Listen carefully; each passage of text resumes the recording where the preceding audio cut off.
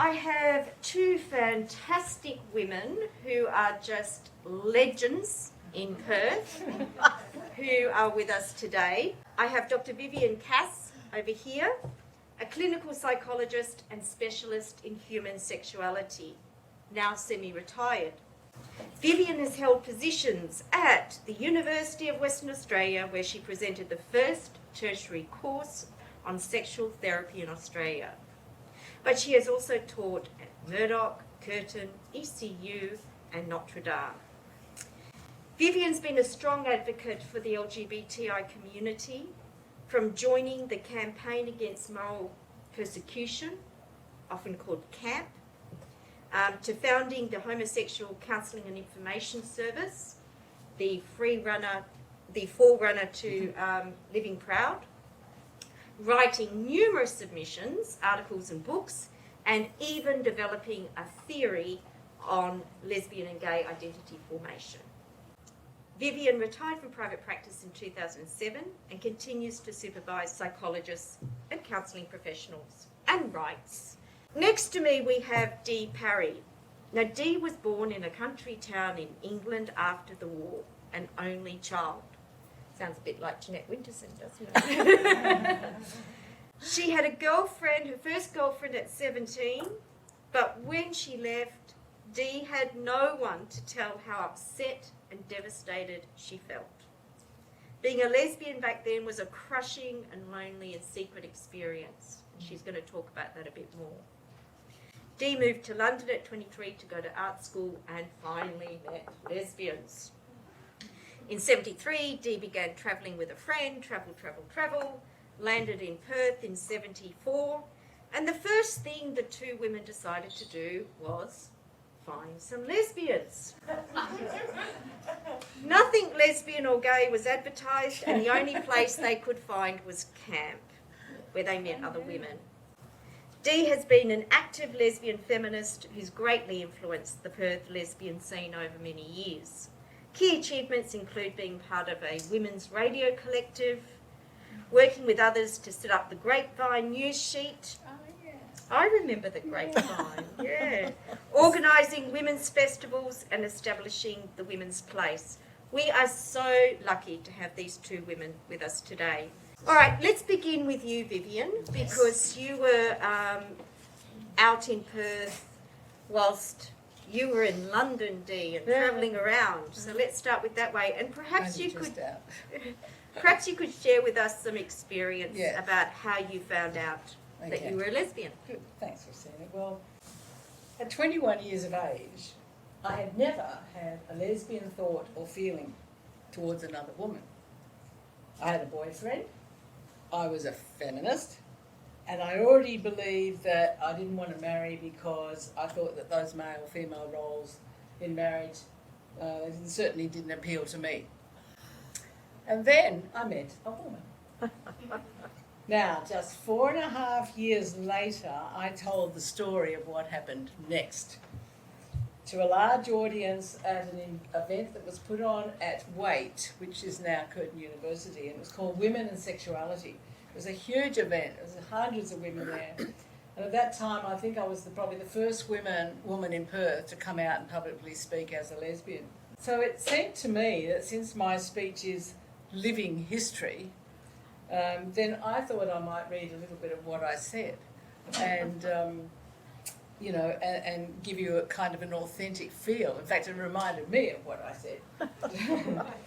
Of course, I could have told you a bundle of other stories. I mean, I could have told you the story about the setting up of the LLL, or the Lesbian Lovers League, that occurred on a property of my then partner, and we had about 70 plus lesbians come and camp on the property. Fortunately, there were no health regulations on us at that time.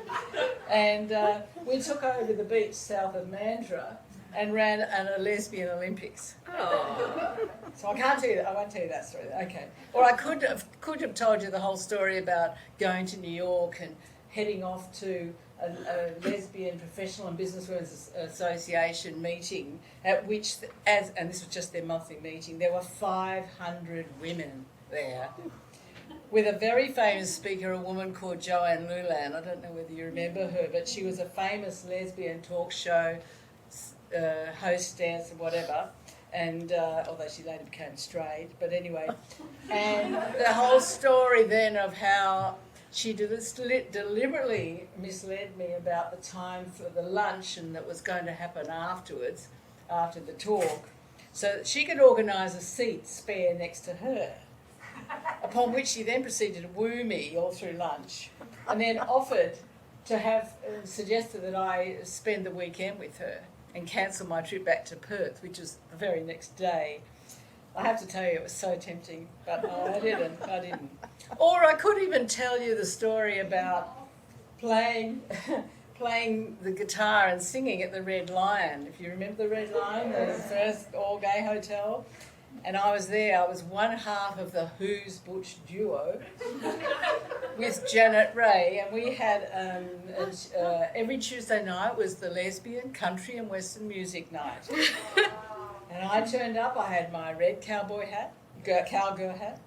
I had a suede fringe cowgirl skirt, split right up to here. I had a fringe top, unbuttoned down to whatever was legally okay at the time. And I played with Janet, who was drop dead gorgeous, 6-foot Amazon lesbian that everybody adored. They would ask us, who's Butch? And we never said.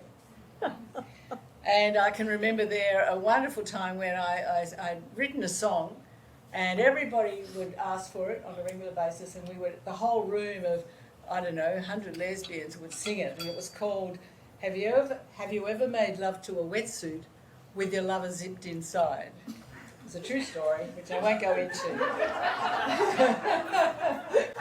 And the answer was yes, you have? I can't. That's the same like Who's Butch duo. But no, I actually think that the real story is the simple one, and it's the one that makes most sense, because it's a story of what it was like in the 70s if you were to suddenly find yourself in love with and totally smitten with another woman. And so here are my thoughts, although I have to say, as I said, it's kind of rather weird reading something that I wrote when I was 27 and reading it now when you're 74. It just doesn't quite add up. But here's what I said. And I'm not going to read it all, but just a snippet. 4.5 years ago, at the age of 23, I fell in love with another woman. She told me she felt the same way, and even then we knew somehow that it would last. At that time, words were never expressed, but we knew we were lesbians. Unlike some others who come to this realisation, we never saw ourselves as bad, unnatural or abnormal. We felt good with each other and we felt right with each other. Despite these feelings, however, my friend, notice the language I'm speaking out here, my friend was concerned that our relationship might ruin my future career, and so refused to let me move in with her. But after 3 months of putting up with me, pleading with her 3 times a day, probably 4, and with a few tears thrown in for good measure, when that didn't work, she had little choice but to give in. My university studies had drastically deteriorated. We were both emotionally exhausted from the strain of it all, and the love between us was stronger than ever. I suspect that's a modern story, really. I was allowed to move in on 1 month's trial, and so without delay I turned up with clothes, wardrobes, bookcases, etc. In fact, everything I possessed. I worked on the idea that once I got a foot in the door, it would take the devil to get me out. My plan worked because after 4.5 years, I'm still firmly entrenched and apparently still on probation. And I have to just insert a little rider here, because we had some very dear neighbours all around, but there was a special family right next door to us. And this story links us directly to this event. It's a City of Perth heritage event, because the family who were living next door were called Zemplus. And little tiny baby Basil, then toddler Basil, then little boy Basil was in our place all the time. Basil grew up with a lesbian couple. Let me continue. When I went to live with my other half, again, notice the language, I began living a double life. Much as we knew that our love was a good and wonderful thing, we could not ignore society's attitudes towards homosexuality. We knew people would not understand, and so, like other homosexuals throughout the world, we kept it to ourselves. We pretended that I was just boarding while doing my studies. We kept up a pretense of having separate bedrooms, which left me having to provide a reason for my family as to why I needed a double bed. Now remember, this is the day when single people did not sleep in double beds. We spent hours concocting elaborate stories to explain why we were going out together instead of visiting our families. We sat silently as others talked of their husbands and wives, unable to share our experiences with them. How we lied. For 3.5 years we lied because we were afraid of how other people would react. We didn't want to lose our family or our friends. We certainly couldn't risk losing our jobs. Above all, we each found it difficult to say aloud, I am a lesbian. You see, we were part of society and therefore conditioned to despise the term as much as did the rest of society. Eventually, the strain of trying to be two people became, meaning two people to others, became too much. I found myself perpetually angry with my family, my fellow students, friends, in fact, the whole world. I felt alienated from everyone. I was a part of society, yet no part of society. I knew that the hiding and the pretending and the lying had to stop if I was ever to rid myself of the bitterness and the cynicism that was growing inside of me. I was now more confident about myself, having gradually learned to ignore the negative connotations attached to the word lesbian. That probably had something to do with reading the book Lesbian Woman, which is one of the few books around, which had the word lesbian about 10 times on every page. And by the end of the book, if you weren't desensitised to that word, then you never were going to be. I was aware that there were aspects of homosexual relationships, such as the lack of sex roles, that I preferred over heterosexual relationships. And to my surprise, I realised I had become proud of my homosexuality. Now was the time I decided to tell my family. I told them individually, each time spending days agonising over how to say it, when to say it, even where to say it. My mother was the first. I don't know why her mother was the first, but they were in those days. She reacted as I guess any mother would. She cried. She cried for 2 weeks non-stop actually. She battled to maintain a calm facade, but for weeks there were tears in her eyes.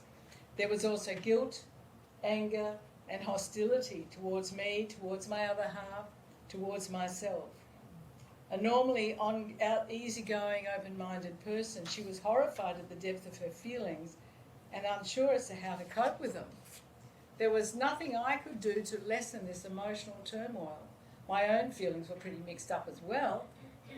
I knew that I could not change what had happened. In fact, I didn't want to. On the other hand, my mother and I had always been close, and I could not ignore the reaction I had provoked in her. To make things worse, she found herself very much alone in her feelings. My two brothers, aged 18 and 21, had offered little reaction to the news that I was a lesbian, except to make comments such as, so what? Big deal, wow, which is kind of the older equivalent of cool. And my younger brother said, can I borrow your tennis racket? So, my sister, of a couple of years older than them, cried a little at first, although she was unable to say why, but soon recovered. Now my father, rather bewildered by it all, said he was not happy about it and I should go and see a psychologist, which I actually was at that time, and then chose not to discuss it any further. So my mother was therefore left to cope with her feelings on her own. Despite her initial reaction, however, my mother's attitude gradually changed with time. And I won't go on too much longer, but I'll just say this bit. In the 12 months since I told her she had replaced much of her anger and tears with genuine attempts to try and understand my viewpoint. My talk We talk openly about my homosexuality, and she's not afraid to say that she still cannot really accept it. Many, many years later, she actually asked me at one point whether I thought now I might be able to be straight. So it was all a bit of the moment. More importantly, we are friends as we were before. The courage she has displayed in the last 12 months is, I think, clearly shown by the fact that she has come to this seminar today. She and my grandmother were sitting there. Now, my grandmother didn't actually have a problem with it. She said to me, "Oh, I can understand two women loving each other, but not two men." Oh, no. So, last paragraph. My coming out as a homosexual, again that sort of word, is now almost completed. The release from living a double life is a wonderful feeling, something akin to finally disclosing a secret you were bursting to tell. However, coming out did not mean the end of my difficulties as someone trying to live a homosexual lifestyle. Most of the problem I and all homosexuals experience are products of society's attitudes towards homosexuality. And then I go on to describe what they are. So, Thank you. It must have been amazing to have read that all that time later and sort of... Yeah. I actually kind of got tears in my eyes when I read it, Yes. because I could feel myself at that, at that age. But of course, when you're sort of in that space, you're an activist, you're strong, I'm fighting the good fight and doing all that, and you just felt right about it. But I just, the one little addition to that was the person who was speaking right after me stood up and said, "My goodness, I don't know how I'm going to be able to follow that." And then she went on and said, "But however, I belong to that other sexual minority, the nuns." And it was Sister Veronica Brady. yes, remember. yes. Yeah.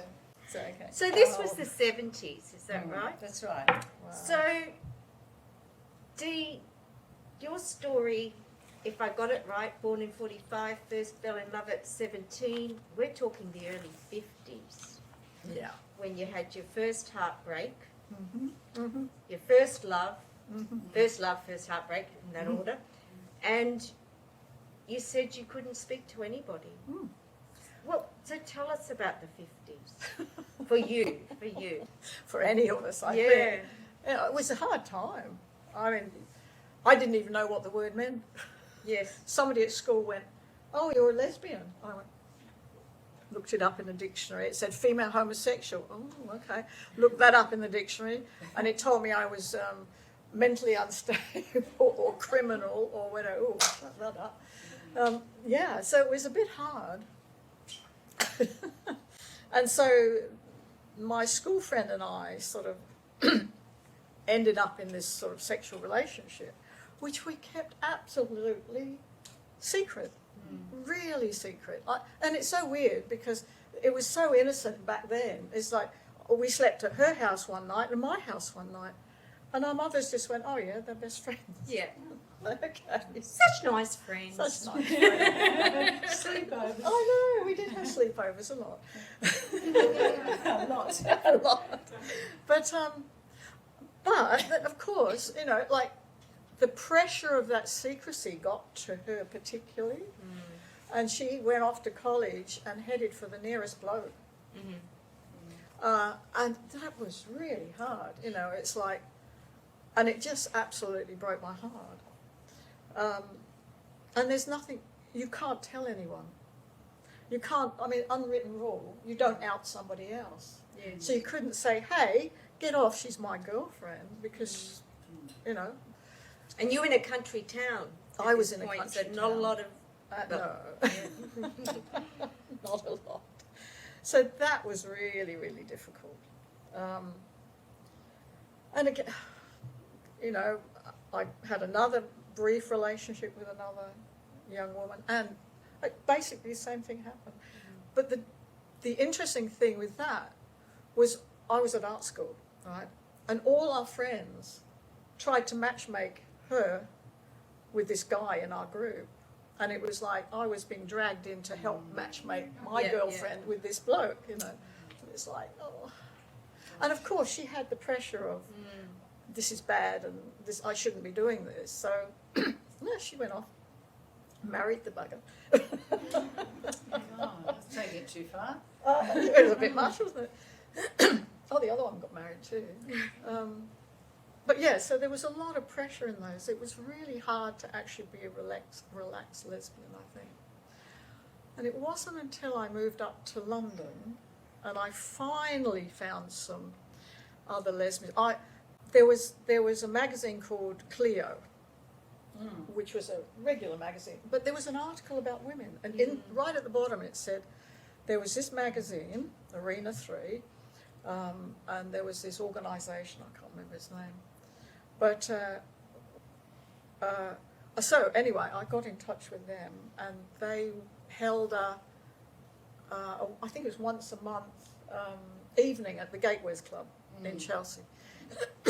And I'd already heard about the Gateways, and I'd walk all the way down King's Road and knocked on the door. It's behind this big fence, and this gate.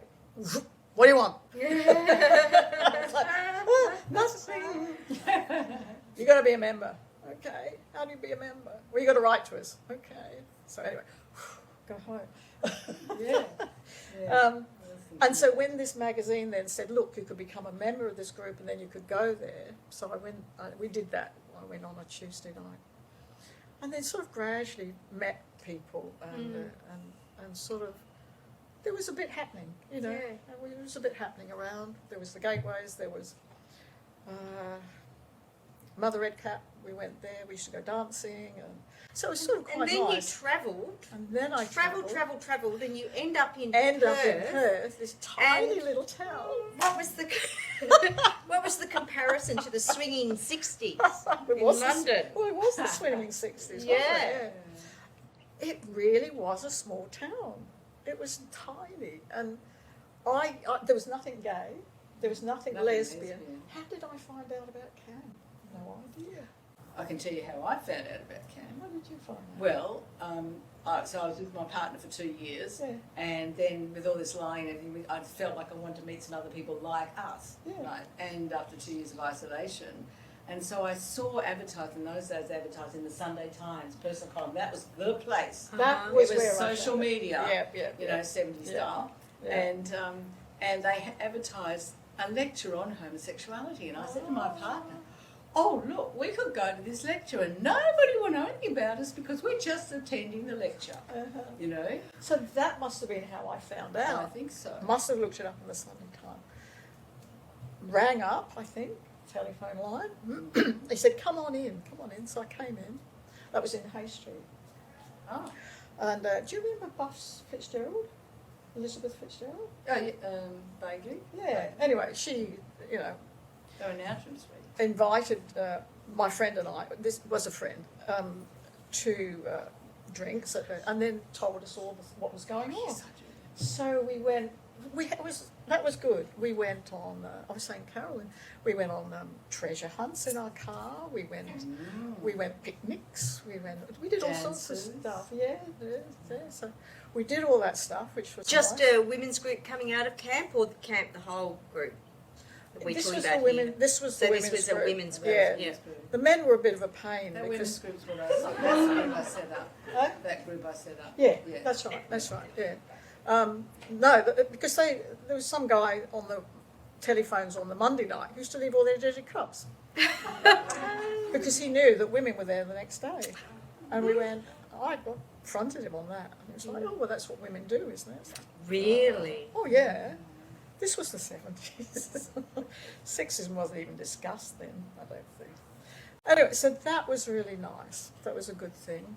And in 75, I found out there was this meeting of this group of women at the Theosophical Society. And there were only 2 women who had grown up as lesbians, Karen and me. And everybody else had been married and had kids and had politically made the decision to become a lesbian.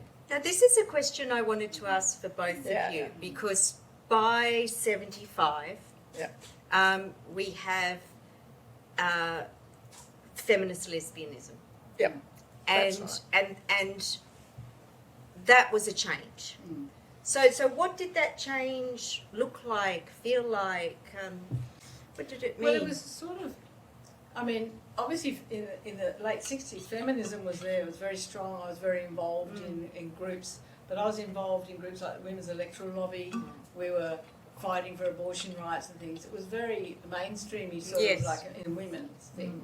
And there were obviously lesbians involved, but we were just women fighting for those rights. And then in the 70s when CAMP set up, and that was part of a whole sort of minority group rise, you know, that was starting at that point. And then so CAMP was aimed at helping like gay rights, and that obviously meant lesbians, but the lesbians weren't participating that much. But it was more, again, sort of more middle sort of, well, I suppose I always used to say that I believed in making changes through education. And then, but there were a lot of lesbians who just were taking things to a much more radical perspective. And they wanted to do things. And I can give you a little story about how it was emphasise the difference. And that is a friend of mine who was much more of the very, the radical lesbian feminist separatist group. Yeah.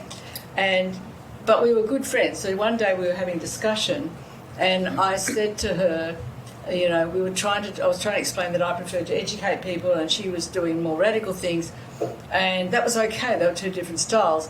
Anyway, that night, she and her group went out in the dead of night and put araldite, which is glue, into the locks of this first sex shop that had just got set up the week before, right? And so we were chatting about that, and I said, well, I could never have done that. I would have been absolutely terrified, and so I kind of admired the fact that they could do that. But she didn't actually admire the fact that I would go out and educate. But they were the streams, and there were conferences, lesbian, feminist, separatist conferences where boys were not allowed. So women, there was a lot of conflict. Do you remember that? Where some of the women had young boy children. There was a whole debate about whether they should attend. And women-born women. Yes, exactly. Oh, yeah. Now, you said in your blurb that you became a separatist feminist reluctantly. I So did. tell me about that. Well, it's so funny. I mean, I sort of, I wasn't sold on the idea straight away. Because in this group that I went to, and we were going like, but it's different growing up lesbian and becoming a feminist rather than being a feminist becoming a lesbian. And both Karen and I were arguing the same perspective. And they were saying, yes, but things like trucks were built for men. And I went, no, they were built for big people, like, if you were a small man, you couldn't drive a truck. If you're a small woman, you can buy a truck. So I couldn't buy the argument that feminism was. Yeah. But somewhere in there, I got caught up and I went, oh, yeah, okay, maybe, okay, got it. And, because you were in the well part and I was in the women's lib part. Yes. Yeah. And we had all sorts of interesting things to do. We actually, I mean, I don't know if it was a good thing to do, but we gate crashed the Anzac Day parade. See, I couldn't have done that either. Yes. That was pretty wild. The thing about And we carried signs that said, take the toys from the boys and, boys' war games and all that. Man, they'd hated us. I remember those stories. Do you remember those stories? I do. Oh, God. I was just going to say the interesting thing about this, the next review, is that there were lots of very strong radical feminist women who then decided that because they were not able to relate to men, it was too difficult for them given their political stance, that they would begin to connect with women. So they actually chose to start relationships with women and to continue with them. I can't say exactly how long they would have lasted for or whatever, but I guess some went for a long time. Yeah. And so that's quite an interesting phenomenon because it's one that doesn't sit too well in today's climate of somehow being born this way and everything. But it does show the flexibility that we can have in terms of our attractions, that we can go with what we choose. Yes. Yeah, it was interesting. Interesting times. Difficult times, I think. And some very strong-minded women, shall we say. Yeah. When I was looking at your the information you gave in, there was a couple of things that I wanted to focus on. But I wanted to pick up on, Viv, you set up a support group for Jewish LGBT people. And, you know, that really makes me think about cultural diversity and what it looked like back then. Because I guess that's always been an issue that as a community we've had to look at. So I just thought perhaps reflections from both of you, were we all just tip-top white bread, every slice the same, or, you know? Well, I think we were very white. I think we were very white. Although I did know a couple of Aboriginal lesbians around about that time, but because they were in the minority, they didn't hang out with us at all. You know, they'd rather do their own thing. So what? Probably weren't enough of them at that stage, Yeah. And there was an Asian group began, but that was probably not till about the 90s or something. And they did that to sort of hang together because they needed that support. But with the Jewish one, I mean, the reason I started the Jewish one was because I knew of Jewish lesbians and gay guys, and even one transgender Jewish person who were in the community, in the general community, in the Jewish community, and it was all very hidden. And I felt, you know, I craved to have some other people like myself, and I was fortunate enough because I began going to conferences and things overseas. And in America, there were all these gay synagogues, you know, it was fabulous. And then I'd come back here and there's nothing. But in London, somebody there in London set up a group called chutzpah. Now, chutzpah in Hebrew means cheeky. Yeah, so it was a perfect word. So I decided I would do that here. And so I set it up, and it was wonderful because everybody came, and I even had the father of a gay boy of about, he probably would have been about 15 at that time, ring me and say, I hear you're starting this group, and I'm going, yes. And he says, I'm wondering, I'd really like my son to meet a nice Jewish boy. He didn't say preferably a doctor or a lawyer, but and in the end, If he's going to be gay, at least make him Jewish. That's right. And in fact, but what happened was we were so successful. What would happen is people would turn up, we'd run a function, everybody would bring their partners, often who were not Jewish, and we got to be quite a big group, and everybody would sit around and tell great Jewish jokes and everything, and actually nobody had a problem with the whole gay thing. And the only reason it stopped was that the group got so big that it was just a bit hard to fit it all in, and everyone was so kind of well adjusted it didn't matter. But at the time, I do remember walking into these gay synagogues and sitting there and crying with joy because I needed to have, we all need to feel like we are with our little group. Yeah. And so I really feel that there must have been so many immigrants, and you know, in those days we had Vietnamese, the Asian immigrants, who must have felt like that, must have felt terribly alone. Yes. My first female partner thought she was the only Italian lesbian in the world. I think I know who that might have been then. I think a lot of Italian lesbians thought they were the only lesbians. Around the sort of late 70s, 80s, we started becoming more sociable. You know, like Karen and I started the Grapevine, just as a one-page sheet, really. Yeah. Political. Yeah. We were political, and then then we put ads in it, and you know, woman wants a house, or, and so that grew, and then out of that we created the Women's Festival. And it was a women's festival, so it wasn't a lesbian festival, it was definitely a women's festival. And then out of that we created the Women's Place, which was a really, I don't know if did you come to this place? Yeah. But that was great. I mean, Kitty and I, where's Kitty? She and I did a lot of stuff there. We had after the pub session on a Sunday, we'd come back and had afternoon tea at the Women's Place. You know, so we had scones, and then we had discussions. We had all sorts of stuff. So there was a lot of stuff happening around that. early to mid 80s, I think. And then there was the Women's Peace Camp that was Oh, held in yeah, Perth yeah, in yeah, yeah. 83, I think, wasn't Yeah, it? yeah. Cloud, you were there, 84. Yeah, Carolyn was one of the organisers Yeah. there. Yeah. That was pretty. That was big. That was wild. Mm. That was really wild. That was big. There were the dancers. And the women's to dance, balance yes. things out. Yeah. Now, I talked to somebody to try and get her up here, and she said to me, and this must have been 75, 6, and she said, I remember those dances. She said, I arrived and women were topless. And Which they dance was that? Huh? I must have missed that one.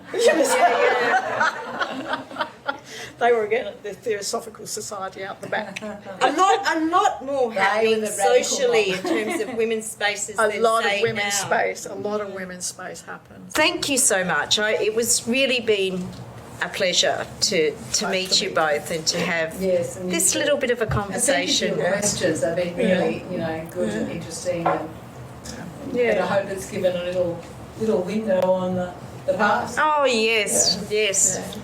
Please give them a